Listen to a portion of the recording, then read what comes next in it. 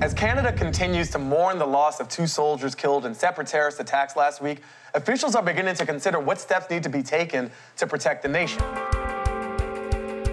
Do you guys think that heightened security can do anything to stop these type of attackers, the so-called lone wolf attackers? I think this is such a catch-22 question, because if I say, no, we don't need surveillance, and then there's a terrorist attack, people are going to blame the fact that we don't have more surveillance. And I think if these people say we don't need surveillance, and then nothing happens, people are going to say we don't need surveillance. I don't think there's a right answer to that. I think, that's a great jumping off point. I think of it like the body, right? We have an immune system that doesn't prevent us from ever getting sick, but it helps us recover. And I'd like for us to assume that these things are going to happen from time to time and build more resilience just into our psychology. Like, this is gonna happen, it's okay. It's not okay, it's not good, but we can recover. We have the strength to pull through this and not give up our freedoms in the process. And God forbid, but you're totally right, and they might happen, and they probably will happen in the future. I think that, I saw Citizen 4 this past weekend, the participant media documentary about Edward Snowden, and I was interested to read in this article that people in law enforcement, despite having all of that data, call looking for lone wolf terrorists based on this type of surveillance BFAW, big waste of time.